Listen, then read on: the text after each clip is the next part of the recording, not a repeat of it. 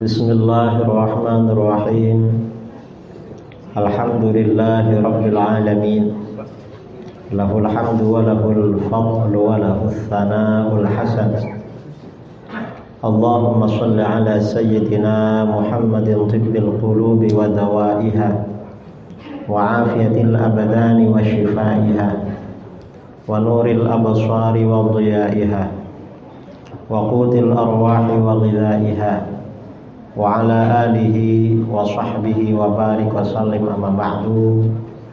Para asatidz, para imam jajaran DKM Masjid Al-Munawwarah, Ustadz Dzulkarnain yang alhamdulillah sudah sehat walaupun semakin langsing,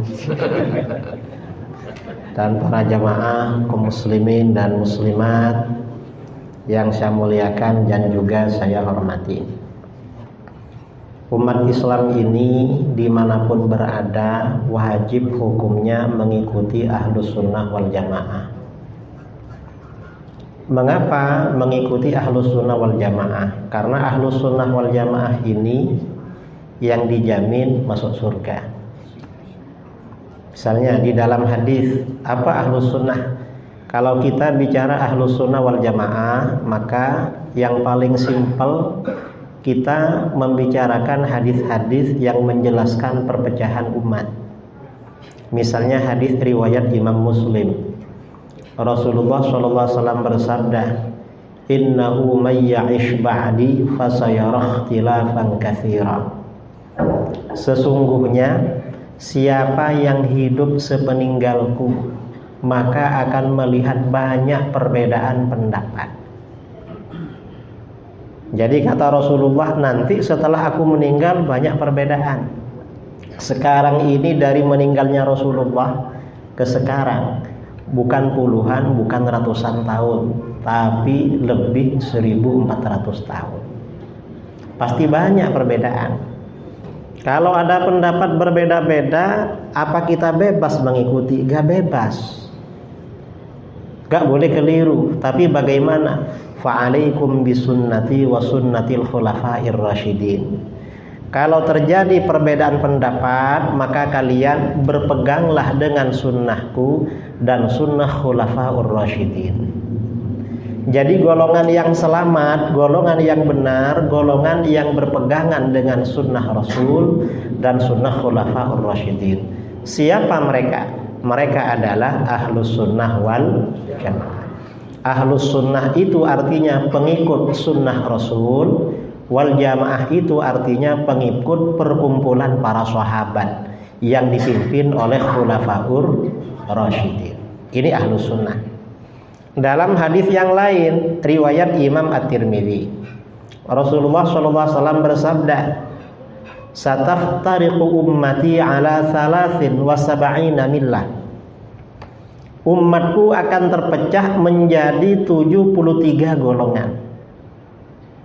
Jadi umat Islam ini akan pecah 73. Di Pekanbaru baru ada 3 sudah ribut di masjid-masjid. Baru Aswaja, asalnya Aswaja ya, lalu datang Salafi, Hizbut Tahrir ribut. Gimana kalau 70 ada di sini? Tambah kacau kira-kira. Jadi dalam hadis dikatakan umatku akan pecah menjadi 73. Kulluha finnar illa millatan wahidah. Semuanya akan masuk neraka kecuali satu golongan yang akan masuk surga. Para sahabat bertanya, "Man hiya ya Rasulullah?" Siapa satu golongan itu yang akan selamat wahai Rasulullah? Rasulullah menjawab, "Ma ana alaihi al-yaum wa ashabi." Golongan yang akan selamat itu golongan yang mengikuti ajaranku dan ajaran para sahabatku. Siapa mereka? Mereka adalah Ahlus Sunnah wal Jamaah. Ahlus Sunnah wal Jamaah ini artinya pengikut ajaran Nabi. Ahlus Sunnah pengikut ajaran Nabi, wal Jamaah pengikut perkumpulan para sahabat. Jadi dari dua hadis ini ada 3 kriteria. Ahlus Sunnah itu pengikut sunnah Rasul, pengikut sunnah khulafaur rasyidin, pengikut ajaran para sahabat. Ada kriteria lain dalam hadis lain, sahih juga riwayat Imam Ibnu Majah dari Anas bin Malik. Rasulullah SAW bersabda, "Inna ummati la tajtami'u ala dhalalah." Sesungguhnya umatku tidak akan bersepakat di atas kesesatan. Artinya apa? Umat Islam atau para ulama kalau bersepakat, maka kesepakatan ini dipastikan benar, gak akan salah. Karenanya mengikuti kesepakatan ini hukumnya wajib. Ini di dalam teori usul fikih atau fikih disebut dengan konsep ijma ulama. Berarti kalau begitu kriteria yang keempat, ahlus sunnah harus mengikuti ijma ulama. Ini ketika para ulama berijma, bersepakat, kita ikut ijma. Kalau ulama gak sepakat, kita ikut yang mana? Fa idza ra'aitum ikhtilafan fa'alaikum bisawadil ahwal. Apabila kamu melihat perbedaan pendapat, maka berpeganglah dengan golongan mayoritas. Berarti ahlus sunnah itu harus berupa golongan mayoritas. Nah, dari hadis-hadis ini disimpulkan ahlus sunnah itu secara simpel kriterianya ada 5. Pertama, mengikuti sunnah Rasul. Kedua, mengikuti sunnah khulafaur rasyidin. Ketiga, mengikuti ajaran para sahabat. Keempat, mengikuti ijma ulama. Kelima, merupakan golongan mayoritas. Simpelnya begitu. Nah, dari 5 kriteria ini siapa golongan yang memenuhi?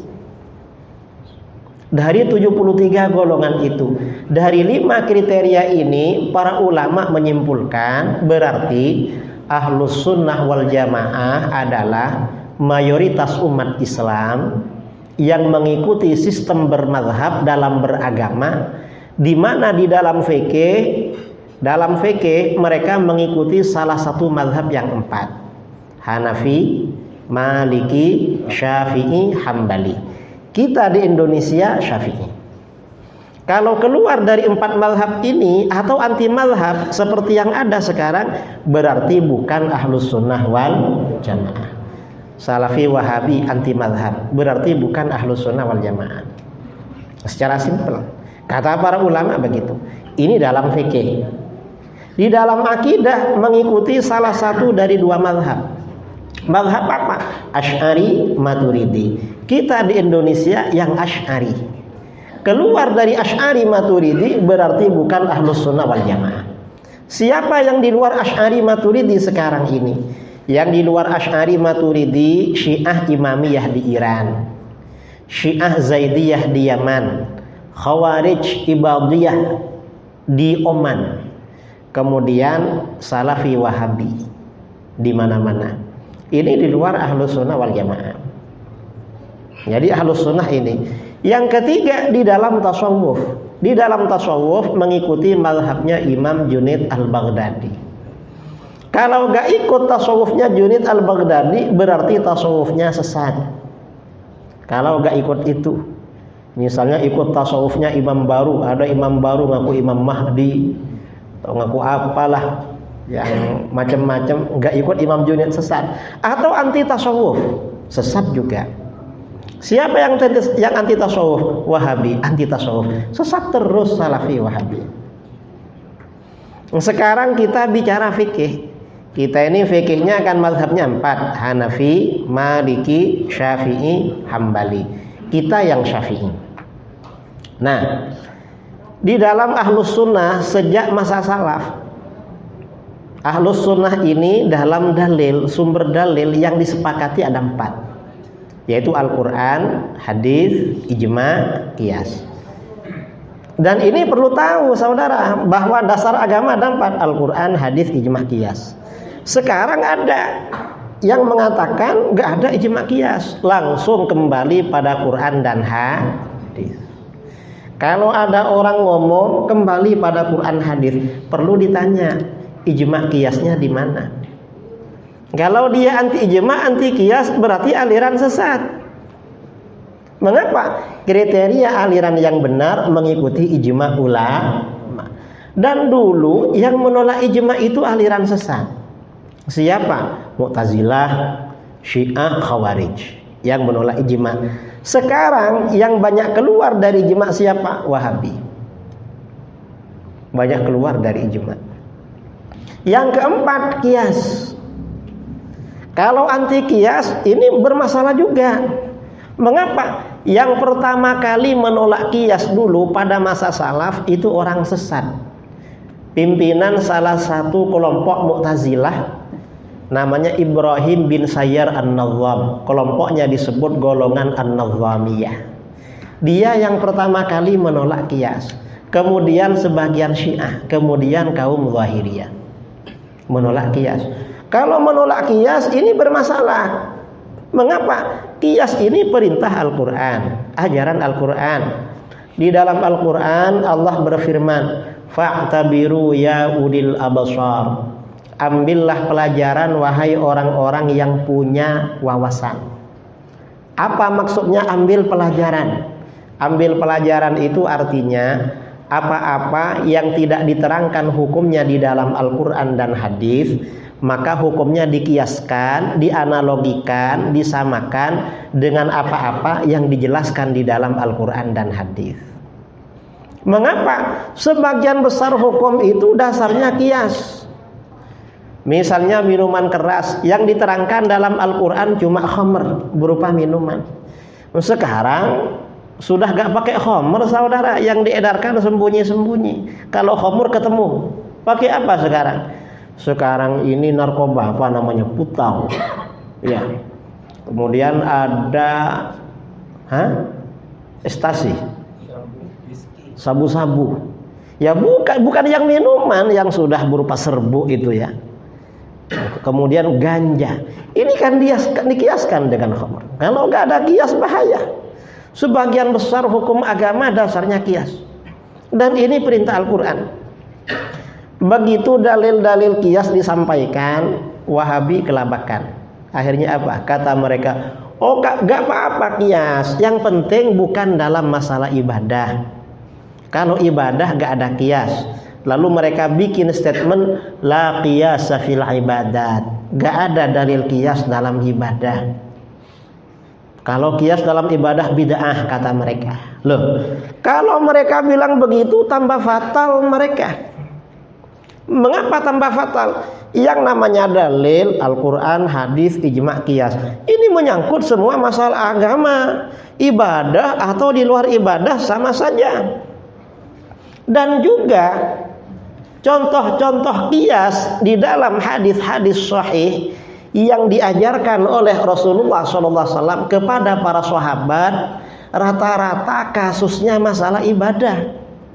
Kok kias dalam ibadah gak ada? Wong yang diajarkan Rasulullah contohnya ibadah terus. Kan masalah kan? Kalau cari kias di dalam Sahih Bukhari, Muslim, Abu Dawud, Tirmidzi, Nasa'i, Ibnu Majah, Musnad Imam Ahmad, rata-rata ibadah, saudara. Ini contoh hadis riwayat Imam Bukhari dari Ibnu Abbas radhiyallahu anhuma. Ada seorang perempuan, ya, seorang perempuan datang kepada Rasulullah, ya Rasulullah, inna ummi matat wa 'alaiha shaum syahrin afa asumu anha. Ibu saya meninggal dunia, punya hutang puasa 1 bulan. Apa saya lunasi puasanya? Apa jawaban Rasulullah? Rasulullah tanya sama dia, ara'aiti law kana ala ummiki dainun akunti taqdinahu anha. Menurut kamu, seandainya ibu kamu punya hutang uang sama orang, apa kamu lunasi? Yang ditanya hutang ibadah kan? Hutang apa? Puasa. Oleh Rasulullah ditanya balik, seandainya ibu kamu punya hutang uang sama orang, kamu lunasi? Kata perempuan itu, na'am ya Rasulullah, iya. Lalu apa kata Rasulullah? Fadainullah ahaqqu ayyuqda. Hutang pada Allah lebih berhak dilunasi. Ini artinya apa? Ibadah dikiaskan pada bukan ibadah. Lalu ada Wahabi nggak ada kias dalam ibadah, lalu ikut Al-Quran, hadis. Hadis yang mana yang diikuti? Wong hadisnya mengajarkan kias. Rasulullah itu ditanya sering mengajarkan kias.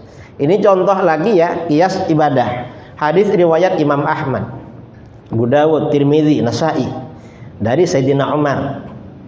Sayyidina Umar berkata, hasyashtu yauman faqabbaltu wa ana sha'im. Suatu hari saya ini girang, senang. Karena senang, akhirnya apa? Saya mencium istri, padahal saya puasa. Laki-laki ini kalau senang, kadang hormonnya naik, saudara. Kalau naik langsung syahwat sama istrinya. Kalau sumpek, gak mikir sama istrinya. Makanya jangan sering sumpek laki-laki, bisa impoten itu. Jadi kata Sayyidina Umar, saya ini girang. Karena girang cium istri, padahal saya puasa. Akhirnya apa? Fa'ataitu Rasulullah SAW. Saya mendatangi Rasulullah SAW. Fakultu, aku bertanya, ya Rasulullah, laqad sana'tul yawma amran 'azimah. Hai Rasulullah, hari ini saya berbuat salah besar. Salah besar Rasulullah. Apa itu? Qabbaltu wa ana sha'im. Saya tadi mencium istri padahal saya puasa. Gimana puasa saya? Nah, akhirnya apa? Rasulullah jawabnya pakai kias, tanya pada Sayyidina Umar, ara'aita law tamatmatta bima'in wa anta sha'im. Menurut kamu, seandainya kamu berkumur dengan air padahal kamu puasa, gimana puasanya? Kata Sayyidina Umar, la ba'sa ya Rasulullah. Ya gak apa-apa, kan cuma berkumur, gak batal. Lalu kata Rasulullah, falima idzan. Kalau begitu kenapa dengan mencium? Artinya apa? Mencium istri hukumnya sama dengan berkumur. Artinya berkumur puasa tak batal, maka mencium juga tidak batal. Cuma kalau istrinya pakai pengharum, pakai bedak-bedak, berarti kumurnya pakai pasta gigi. Jadi agak makruh, kan begitu ya. Kalau gak harum sama-sama bangun tidur, berarti murni berkumur itu. Kalau lebih dari mencium, berarti sama dengan minum, berarti puasanya batal. Ini kias dalam ibadah artinya.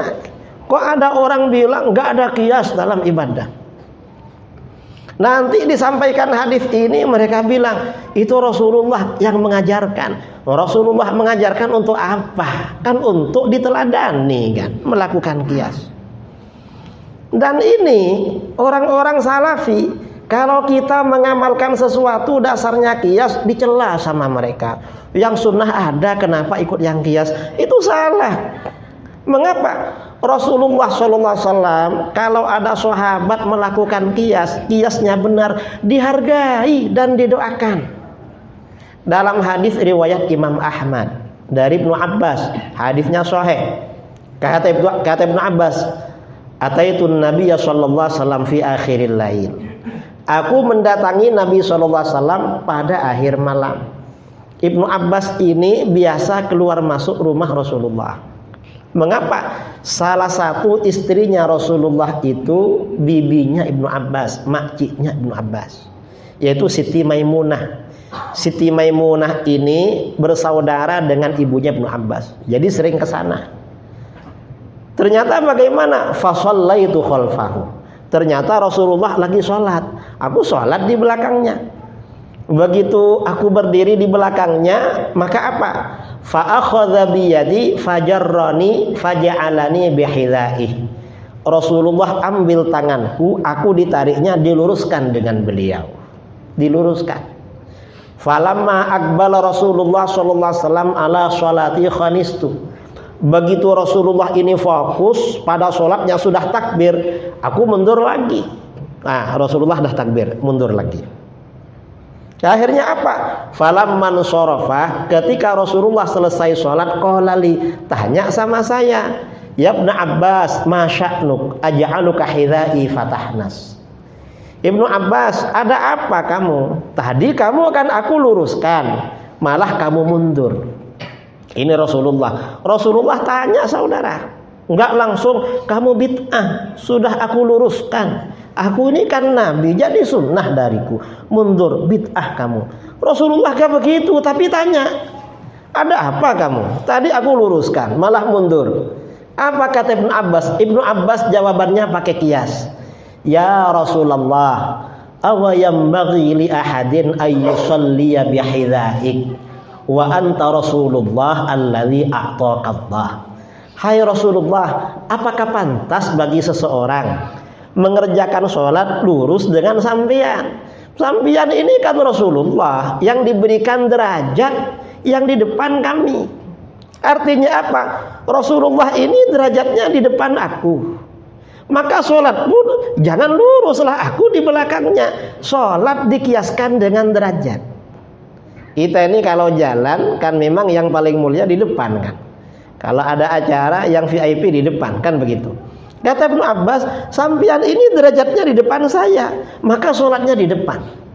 Ini kan kias namanya. Kias. Ternyata bagaimana? Fa'ajabahu. Rasulullah senang, kagum dengan jawabanku. Karena kiasnya tepat, menjaga adab. Lalu apa? Wada'allaha li ayyazidani ilman wa fikhan. Rasulullah mendoakan aku kepada Allah agar Allah menambah aku ilmu pengetahuan agama dan pemahaman. Nah, ini artinya apa? Orang yang melakukan kias berdasarkan sunnah, pertama dihargai, kedua didoakan. Dan ini yang diambil oleh Imam Syafi'i. Makmum dengan imam kalau berdua, makmum ke belakang sedikit. Mengapa? Menjaga adab pada imam. Orang itu kalau ditunjuk pada imam berarti kan memang lebih afdal.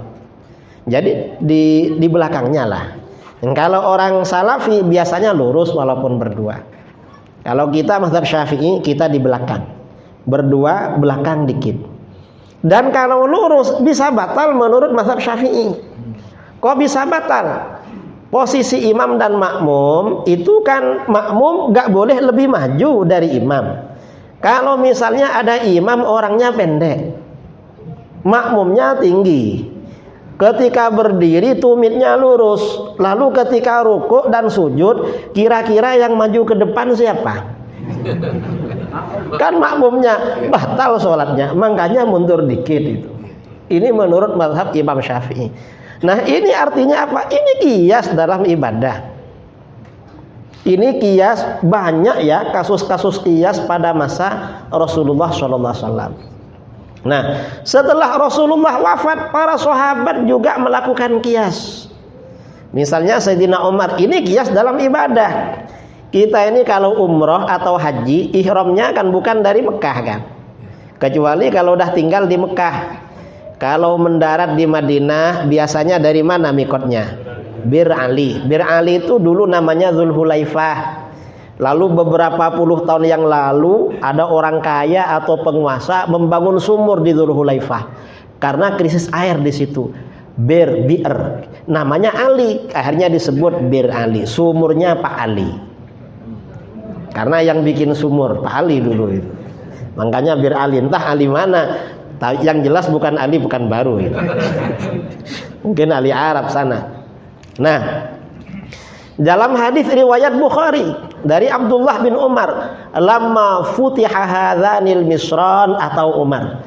Ketika dua kota Basrah dan Kufah di Irak ditaklukkan pada masa Sayyidina Umar, orang-orang Islam dari Irak datang pada Umar. Lalu mereka bilang, "Ya Amirul Mukminin, inna Rasulullah sallallahu alaihi wasallam hadda li ahli Najdin qarnan."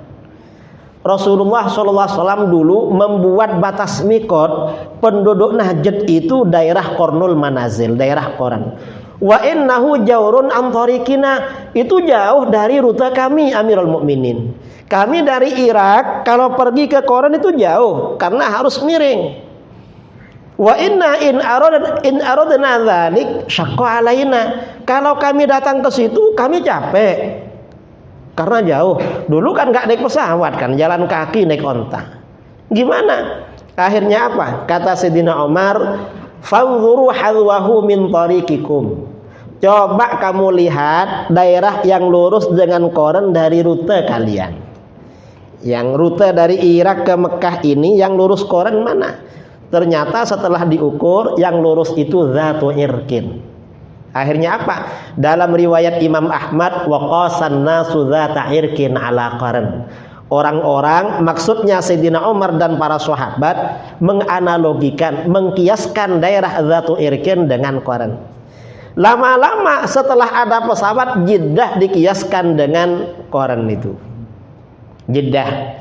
Di dalam kitab-kitab fikih gak ada bahwa mikot dari Jeddah. Karena lama-lama Jeddah ini menjadi rute perjalanan, kita mendarat di Jeddah dari Jeddah. Kata Imam Ibnu Hajar Al-Haytami dalam Tuhfatul Muhtad, kata beliau, seandainya jarak dari Jeddah ke Mekah sama dengan jarak dari Qoran ke Mekah, maka bisa ini menjadi mikot. Ternyata kata murid-muridnya Imam Ali Asy-Syabramallisi, kemudian siapa lagi? Ibnu Qasim, beberapa ulama murid-murid beliau ya. Kata beliau apa? Ternyata kurang. Jeddah ini enggak sejauh Qoran. Makanya sebagian ulama biasanya mikot di pesawat, ihramnya di pesawat 15 menit sebelum turun. Mengapa? Jeddah ini terlalu dekat.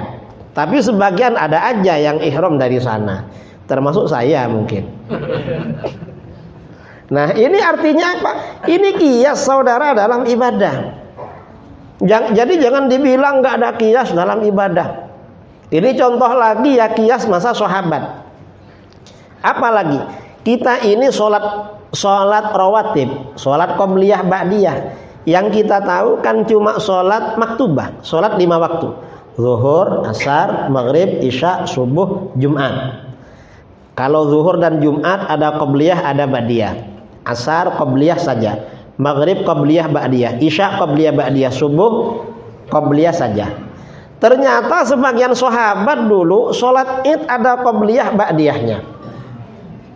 Mengapa? Dalam kitab-kitab hadis diriwayatkan dalam Majma'uz Zawaid mengutip riwayat Abu Ya'la dan At-Tabrani dari Imam Ayyub. Ayyub berkata, "Ra'aitu Anas bin Malikin wal Hasan yusalliyani qabla al-'id qabla ay yakhrujal imam." Aku lihat Anas bin Malik dan Hasan Basri sholat qobliyah id sebelum imam datang. Dan ini mengapa Anas bin Malik melakukan qobliyah id? Dikiaskan pada sholat 5 waktu. Cuma ini waktunya tahunan, makanya ada qobliyahnya. Ketahuan kalau ini hasilnya kias, Sayyidina Ali yang menyampaikan. Sayyidina Ali waktu menjadi khalifah pergi ke musholla. Dulu pada masa khalifah sholat id itu di padang pasir, karena masjid gak cukup, semuanya datang ke masjid di padang pasir. Di sana kan padang pasir semua. Sayyidina Ali naik kendaraan sampai ke tempat situ, orang-orang laporan, "Ya Amirul Mukminin, an-nasu shallau qabla al-'id." Orang-orang tadi sholat qobliyah, gimana hukumnya? Apa gak bid'ah itu? Sayyidina Ali tidak menggubris, gak menjawab. Langsung beliau jadi imam as-shalatu jami'ah. Lalu jadi imam sholat id. Habis sholat khutbah. Begitu selesai khutbah, orang-orang sholat ba'diyah. Akhirnya orang-orang tadi lapor, "Ya Amirul Mukminin, an-nas yusallun ba'dal id." Itu orang-orang sholat ba'diyah id. Gimana hukumnya itu? Ternyata apa? Kata Sayyidina Ali, "Sa'altumuni anis sunnah." Wah, langsung masuk YouTube ceramahnya ini. Jadi kata Sayyidina Ali, "Sa'altumuni anis sunnah." Apa kamu tanya pada saya sunnah Rasul? Kalau kamu tanya sunnah Rasul, fa inna Rasulullah sallallahu alaihi wasallam makana yusolli qabla al-'id wala ba'dah. Rasulullah gak pernah sholat qobliyah dan ba'diyah id kalau kamu tanya. Tapi kalau kamu menyuruh aku melarang mereka, aku gak akan melarang. Mengapa? Dalam Al-Quran yang melarang sholat itu Abu Jahal. Aku kalau melarang seperti Abu Jahal berarti. Kata Sayyidina Ali, "Ara'aital ladzi yanha 'abdan idza shalla." Tahukah kamu seseorang yang melarang seorang hamba ketika sholat? Siapa? Kan Abu Jahal itu. Nah, ini artinya apa? Artinya orang yang melakukan ibadah berdasarkan dalil qiyas itu gak boleh dilarang. Kalau melarang berarti ikut mazhabnya Abu Jahal. Ada yang melarang ibadah pakai qiyas? Ada, berarti ikut Abu Jahal. Dan ibadah-ibadah kita yang dibid'ahkan oleh mereka, sebagian bukan qiyas saudara, memang sunnah. Sebagian ya memang qiyas. Yang qiyas pun gak boleh dibid'ahkan, apalagi yang memang sunnah. Kalau maulid Nabi, Al-Imam Ibnu Hajar Al-Asqalani mengkiaskan pada puasa Asyura. Kalau Imam As-Suyuti, maulid Nabi dikiaskan pada akikah. Adapun illatnya Al-Quran, dasar illatnya. Landasan filosofinya ayat-ayat Al-Quran. Ini maulid Nabi. Orang Wahabi membid'ahkan maulid Nabi. Tapi ketika muftinya ditanya gimana hukumnya kerajaan Saudi, mufti Saudi tiap tahun mengadakan hari nasional berdirinya kerajaan Saudi. Ketika dia ditanya maulid, kata dia apa? Maulid Nabi ini haram, sahabat dulu tak pernah melakukan. Lalu ketika ditanya gimana hari nasional, kalau di sini hari proklamasi kemerdekaan 45. Dia ditanya gimana kalau hari nasional Saudi, kata dia, loh hari nasional ini kita mensyukuri berdirinya negeri tauhid. Ini sunnah, kalau perlu wajib katanya. Malah sunnah dan wajib. Tapi kalau maulid Nabi malah haram. Artinya pola berpikir mereka yang anti qiyas ini saudara dilanggar sendiri oleh mereka. Qiyas ini yang diharamkan kalau untuk orang lain. Kalau untuk mereka sendiri malah qiyasnya bisa wajib gitu. Ini mereka. Ini yang anti qiyas dalam ibadah. Ini Wahabi saudara ya. Karenanya amalan-amalan yang kita lakukan karena dasarnya qiyas tetap kita lakukan. Kalau zikir bersama habis sholat itu bukan qiyas, itu memang sunnah memang. Zikir jahar habis sholat maktubah itu sunnah. Doa bersama itu sunnah, bukan qiyas. Cuma Wahabi gak mau walaupun sunnah. Yang qiyas alasannya karena qiyas, yang sunnah entah apa alasannya. Gak ngerti kita alasan mereka.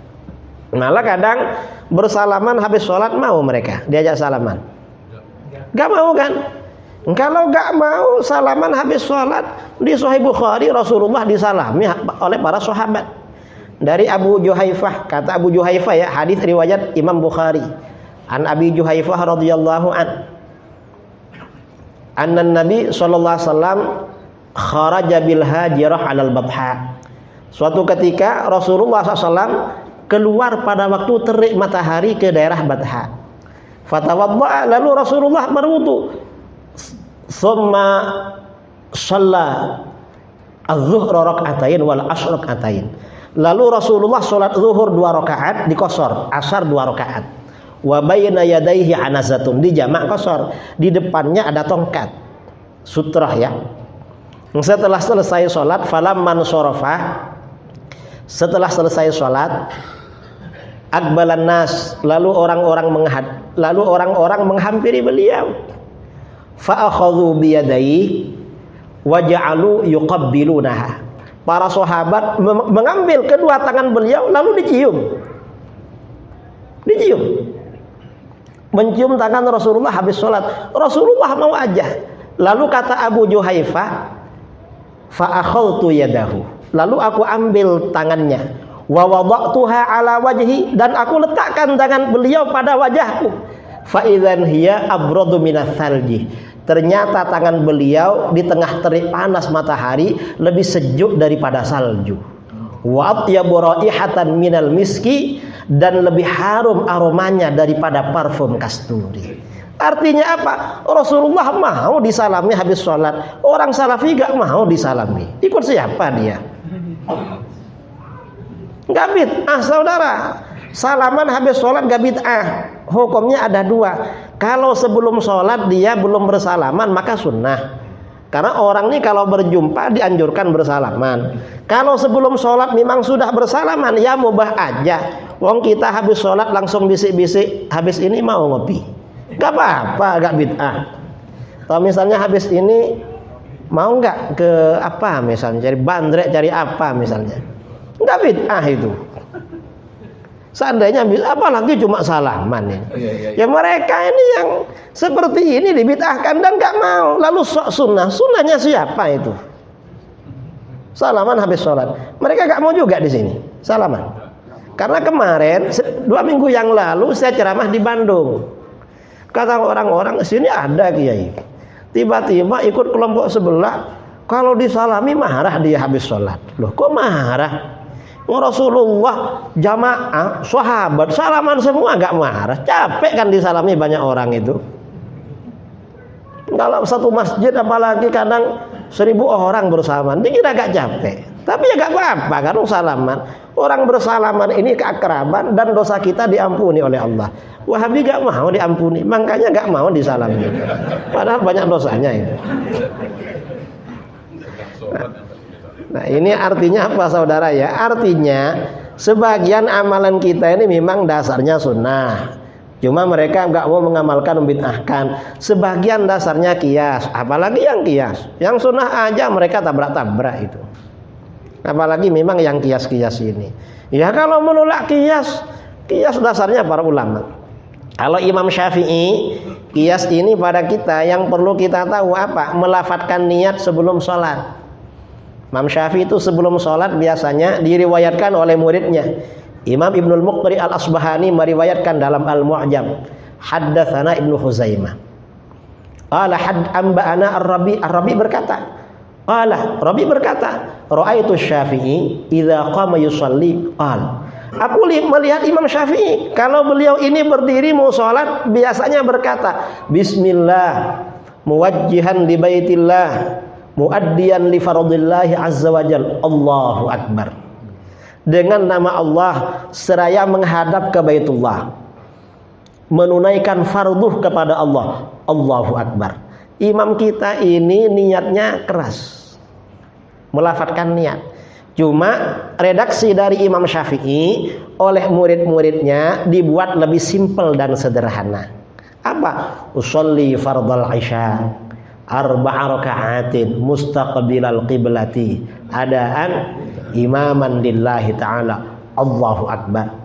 Makanya para imam, para ustadz kadang-kadang dia asalnya melafadzkan niat. Lama-lama karena tahu sebagian jamaahnya Wahabi malah gak melafadzkan. Ini namanya durhaka sama gurunya. Imam Syafi'i melafadzkan. Kira-kira lebih hebat siapa? Imam Syafi'i dengan ustadz mereka yang gak mau melafadzkan. Kita ini ikut Imam Syafi'i saudara, jangan ikut imam sini. Imam sini maksudnya bukan imam masjid ini ya, yang imam-imam Wahabi ini maksudnya. Nah, saya kira ini sudah waktu isya kan ya? Hah? Jam berapa isyanya? 25 menit. Hah? 5 menit. Soalnya yang di sini kok keliru ini jam 19.16 nih. Hah? Oh. Ada kodenya. Saya khawatir dimatikan. Hah? Nah, ini artinya apa? Dalil ini walaupun qiyas tetap kita lakukan. Ini salah satu ya yang sekarang di Indonesia kontroversi antara Salafi dengan kita. Apa? Sholat qobliyah Jumat. Mereka gak mau sholat qobliyah Jumat. Mengapa kata mereka? Gak ada tempatnya. Loh, Sayyidina Utsman sudah buat tempat. Azannya berapa kali Sayyidina Utsman? 2 kah? Dalam Sahih Bukhari, azan Jumat pada masa Rasulullah SAW, pada masa Abu Bakar dan Umar itu 1 kali. Pada masa Sayyidina Utsman ditambah 1 kali. Azan pertama pengumuman kalau sudah masuk waktu sholat Jumat, ya, maka itu orang sholat qobliyah. Begitu imam duduk, azan lagi, nggak ada sholat qobliyah, kan sudah ada tempatnya. Dan Sayyidina Utsman itu termasuk khulafaur rasyidin, ahlus sunnah, ikut sunnah Rasul, ikut sunnah khulafaur. Kalau Wahabi azan Jumatnya berapa kali? 1 kali, gak mau 2 kali. Mengapa? Gak sunnah katanya. Loh, ini yang sunnahnya Sayyidina Utsman. Sayyidina Utsman ini kata Rasulullah termasuk khulafaur. Kalau Sayyidina Utsman gak cocok sama mereka, apalagi cuma Utsman sini. Ada yang nyebut namanya Ustaz Utsman. Ya ketambah gak cocok lah. Sayyidina Utsman gak cocok bagi mereka. Ini gak mau. Maka sholat qobliyah. Kata Wahabi apa? Gak ada sholat qobliyah. Mengapa? Jumat itu gak sama dengan zuhur. Lalu mereka ikut siapa? Ikut ahli hadis katanya. Jawaban kita, Imam Bukhari itu ahli hadis apa bukan? Ahli hadis nomor 1. Ternyata Imam Bukhari di dalam sahihnya menganjurkan sholat qobliyah Jumat. Dalilnya apa? Dikiaskan dengan qobliyah zuhur. Dalam Sahih Bukhari ada babus shalah rakaatain qablal jum'ah wa ba'daha rakaatain. Anjuran salat qabliyah Jumat 2 rakaat dan ba'diyah Jumat 2 rakaat. Dalil yang disampaikan Imam Bukhari apa? Hadis dari Abdullah bin Umar, kana Rasulullah sallallahu alaihi wasallam yusalli qabla adh-dhuhri rakaatain wa ba'daha rakaatain. Rasulullah sallallahu alaihi wasallam selalu menunaikan salat sunnah sebelum zuhur 2 rakaat, setelah zuhur 2 rakaat. Babnya di sini salat qabliyah ba'diyah Jumat, tetapi hadisnya qabliyah dan ba'diyah zuhur. Oh, berarti salat zuhur sama dengan salat Jumat. Lalu ada orang Wahabi ngaku ikut ahli hadis. Salat zuhur katanya nggak sama dengan salat Jumat. Saudara lebih percaya siapa? Mereka atau Imam Bukhari kira-kira? Ya Imam Bukhari lah. Ini mereka saudara. Si mereka ini ikut ahli hadis, tapi nggak tahu mazhabnya ahli hadis. Makanya di Pekanbaru ya, kita ini punya kajian Sunanul Mustafa. Baca kitab apa? Sahih Bukhari. Mengapa? Agar orang yang sedikit-sedikit sunnah nanti bikin laundry sunnah, lalu buka apotek sunnah, lalu warung kopi sunnah. Memangnya para sahabat dulu bikin warung kopi? Atau masa sahabat ada laundry? Gak ada kan? Kalau sunnah itu di Sahih Bukhari, sholat qabliyah Jumat itu sholat itu yang benar sebenarnya saudara. Ini amalan-amalan ya yang ahlus sunnah wal jamaah ini yang kita terima dari para buya dulu, buya-buya. Kalau buya ini pasti ahlus sunnah. Kalau yang sekarang ini kalau bukan ahlus sunnah berarti bukan buya. Itu namanya cuma buaya darat. Dan bahaya saudara, buaya darat itu merusak terhadap akidah itu. Bahaya. Jadi kita tetap berpegangan dengan ulama-ulama dulu ya, ulama mursyid thariqah. Kalau ulama Sumatera ini terkenal dengan thariqah.